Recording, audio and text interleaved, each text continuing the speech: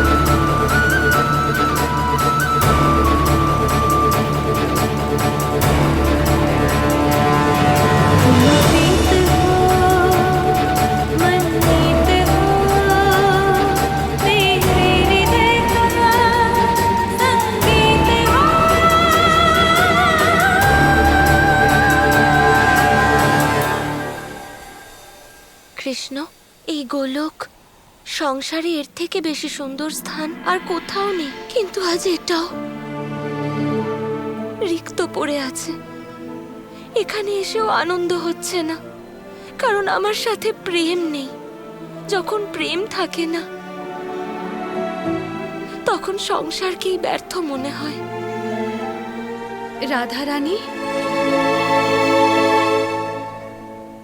প্রণাম দেবী রাধা। দেবী রাধা, আপনি এখানে? আমাদের শ্রীকৃষ্ণ কোথায় আছেন? কৃষ্ণ তো আসেনি, কিন্তু আমি তোমাদের সবাইকে ওর সাথে দেখা করার সুযোগ দিতে চাই। দ্বারকায় নিয়ে যেতে এসেছি কৃষ্ণের সেবার জন্য। কিন্তু দেবী রাধা, আপনি থাকতে শ্রীকৃষ্ণের আমাদের সেবার কিসের প্রয়োজন? না, কৃষ্ণ এতেই প্রসন্ন হবে। আরো স্বপ্নও দেখেছিল, তোমরা সবাই ওর সেবা করছো, মাখন ক্ষীর সব বানাচ্ছ ওর জন্য, আরো সানন্দে তোমাদের এই সেবা গ্রহণ করছে। কিন্তু জানো, সেই স্বপ্নে তো আমি ছিলামই না। এরম তো হতেই পারে না রাধারানী। শ্রীকৃষ্ণ এমন স্বপ্ন দেখতেই পারেন না যেখানে কিনা রাধারানীই নেই।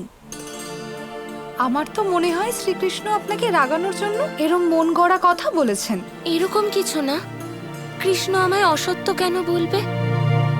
কৃষ্ণ সব সময় আমাকে ভালোবাসার কথা বলে, কিন্তু আমি নিজেই প্রেম করব না বলে জানিয়ে দিয়েছি। সেই জন্য আমি চাই যে তোমরা সবাই এসে কৃষ্ণের সাথে থাকো। কৃষ্ণ আর কিছুদিনের জন্যই পৃথিবীতে থাকবে। তোমরা সবাই কি চাও না যে কৃষ্ণের অন্তিম সময় প্রেমপূর্বক কাটুক? আমরা আমাদের শ্রীকৃষ্ণকে সেবা করার সুযোগ গোলোকে পাই বা পৃথিবী লোকে পাই, আমরা এই সুযোগ হারাতে চাই না রাধারানী। হ্যাঁ, তাই কৃষ্ণেরও এই ইচ্ছে যে তোমরা সবাই কৃষ্ণের সাথে পৃথিবী লোকে সময় কাটাও। কিন্তু রাধারানী, আপনি মনে রাখবেন যে এই সুযোগ স্বয়ং আপনি আমাদের দিয়েছেন। আশা করি আমাদের শ্রীকৃষ্ণের সঙ্গে নৈকট্য দেখে আপনি কখনো দুঃখী হবেন না। এরকম কখনো হবে না। আমি শুধুমাত্র কৃষ্ণের ইচ্ছে পূরণ করতে চাই, আর কৃষ্ণ প্রেমের মধ্যে থাকুক, আনন্দে থাকুক। আমি শুধু এটুকুই চাই।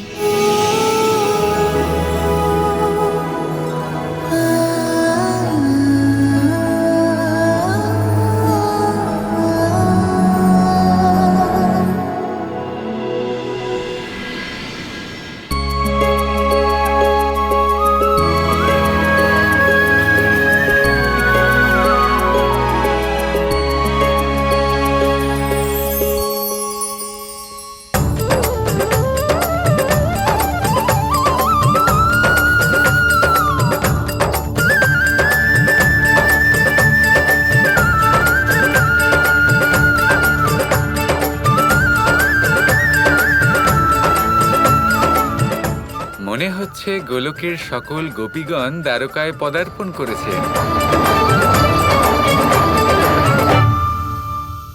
প্রণাম শ্রীকৃষ্ণ। প্রণাম। আপনাদের সকলকে দ্বারকাতে স্বাগত জানাই।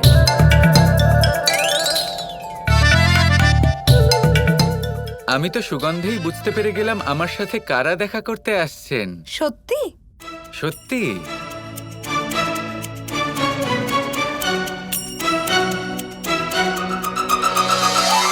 এবার আমি কি বলি? সকালে চোখ খুলতেই গোলকের সকল গোপীগণ আমার চোখের সামনে চলে এলেন। এত সুন্দর মুখ দেখতে পেলাম, মন প্রসন্ন হয়ে গেল। সত্যি কথা বলতে এখানে আমার মনই বসছিল না। মনে হচ্ছিল যে আমি দ্বারকা ছেড়ে একান্তে কোথাও চলে যাই।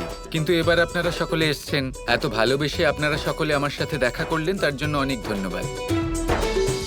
এত ভালোবাসা পেয়েছি আমি, এবার আমার মনে হয় কোথাও যাওয়ার দরকার নেই।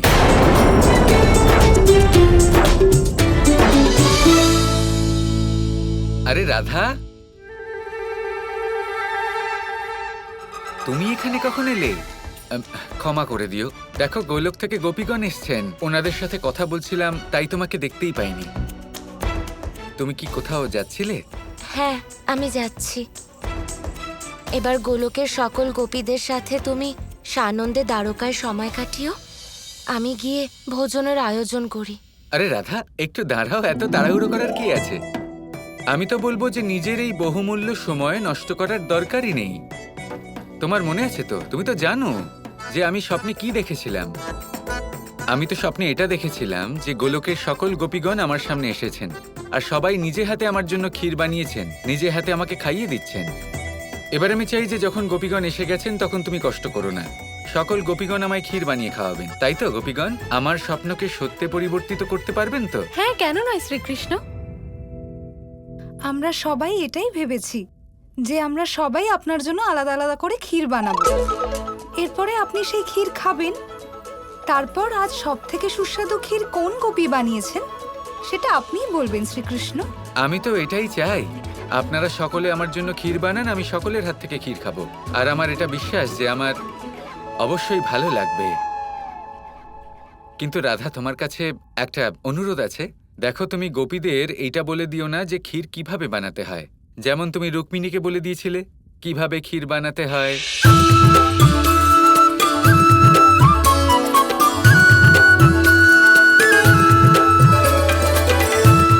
সেটা এখন করো না কিন্তু। জানো কেন?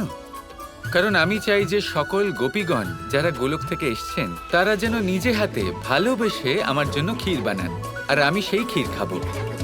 আমি চাই যে এইবার আমি একটা নতুন স্বাদ অনুভব করতে পারি। তুমি যেটা বানাও সেটা ভালো, আর তাতে মন তৃপ্ত হয়ে গেছে। আচ্ছা, যদি তাই হয় তাহলে আমি কাউকে কিছুই বলবো না। তাছাড়া আমার কাছে এত সময়ও নেই। তোমার স্বপ্ন তো পূর্ণ হওয়া নিয়ে কথা, তাই না? তা তো পূর্ণ হওয়া উচিত, আর তা হবেও। এবার তুমি যেমন চাইছো রাধা, ঠিক তেমনই হবে। এই সকল গোপীগণের প্রেমের মাঝে আমি সুখী থাকব।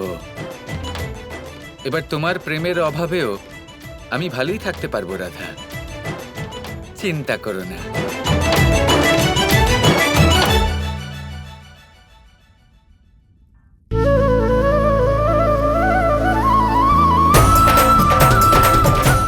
কি ব্যাপার রাধারানী, তুমি তো এখন থেকেই বিচলিত হয়ে পড়ছো। এখনো তো অনেক কিছু দেখা বাকি রয়েছে।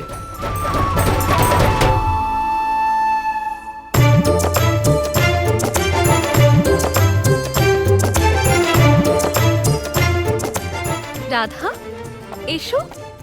মনে হচ্ছে তুমি শ্রীকৃষ্ণের জন্য ভোজনের থালা সাজাতে এসেছো।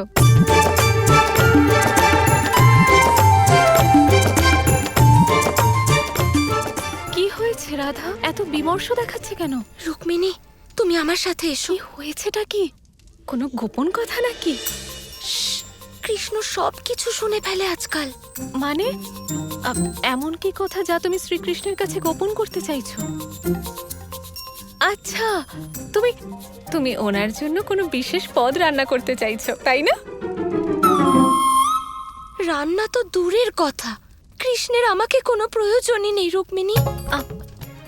না রাধা, শ্রীকৃষ্ণ এমনটা ভাবতেও পারবেন না। আমার মনে হচ্ছে তোমার তোমার নিশ্চয়ই কোথাও ভুল হচ্ছে। আরে এতজন গোপিনী রান্নাঘরে, ওনারা এখানে এসেছেন কেন? এটাই তো আমি তোমায় বলতে চাইছি, এবার আর কৃষ্ণের আমাদের প্রয়োজন নেই।